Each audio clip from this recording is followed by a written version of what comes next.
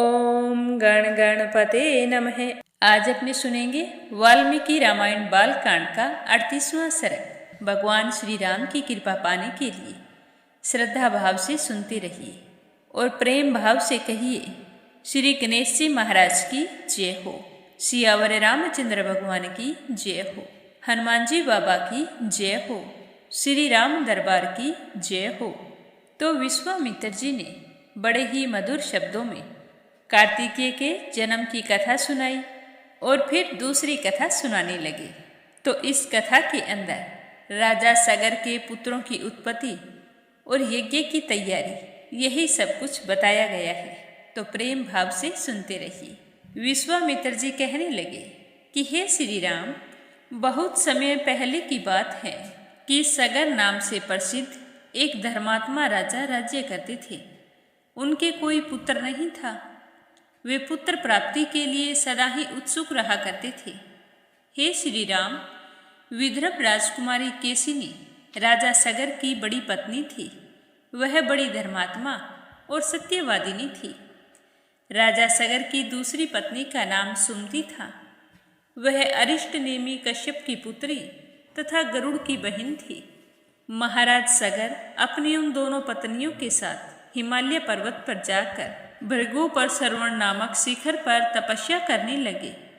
100 वर्ष पूर्ण होने पर उनकी तपस्या द्वारा प्रसन्न हुए सत्यवादियों में श्रेष्ठ महर्षि भृगु ने राजा सगर को वरदान दिया कि हे नरेश, तुम्हें बहुत से पुत्रों की प्राप्ति होगी।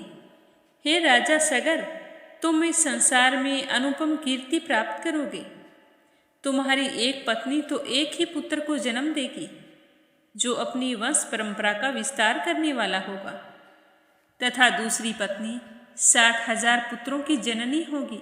महात्मा भृगु जब इस प्रकार कह रहे थे, तब उस समय सगर की उन दोनों रानियों ने उन्हें प्रसन्न करके स्वयं भी बहुत खुश हुई और आनंदित होकर अपने दोनों हाथ जोड़कर उनसे पूछा कि हे ब्राह्मण, किस रानी के एक पुत्र होगा और कौन सी रानी बहुत से पुत्रों की जननी होगी?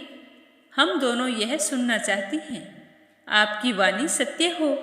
तो उन दोनों की यह बात सुनकर परम धर्मात्मा भृगु ने मधुर वाणी में कहा कि हे देवियों, तुम लोग यहाँ अपनी इच्छा प्रकट करो।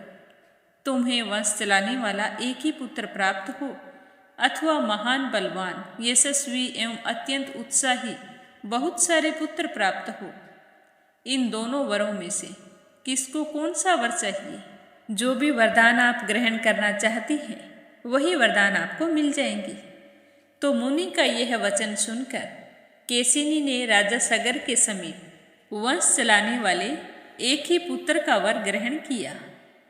तब गरुड़ की बहन सुमति ने महान उत्साही और यशस्वी 60,000 पुत्रों को जन्म देने का वर प्राप्त किया।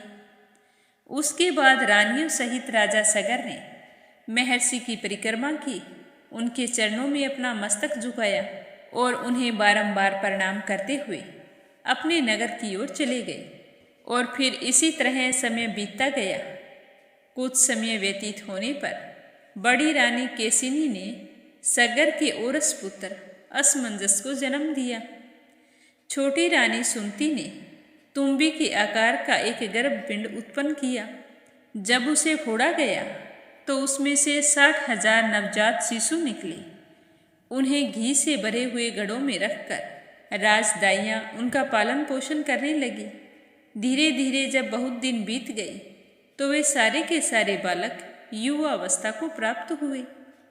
इस तरह दीर्घ काल के पश्चात राजा सगर के रूप और युवावस्था से सुशोभित होने वाले 60,000 पुत्र पल बढ़कर बड़े हो गए। सगर का ज्येष्ठ पुत्र असमंजस नगर के बालकों को पकड़कर सरयू के जल में फेंक देता। जब वे डूबने लगते तब उनकी ओर देखकर जोर जोर से हंसता था। तो इस प्रकार पाप आचार में प्रवृत्त होकर वह सत्पुरुषों को पीड़ा देता और नगर निवासियों का अहित करता। जब इस बात का पता राजा सगर को लगा तो सगर ने उसे नगर से बाहर निकाल दिया। असमंजस का विवाह हो चुका था। उसके पुत्र का नाम था अंशुमान। वह बड़ा ही पराक्रमी, सबसे मधुर वचन बोलने वाला था तथा सभी लोगों का प्रिय था। पर देश से निकाले जाने के कारण वो तो वहाँ से चले गए।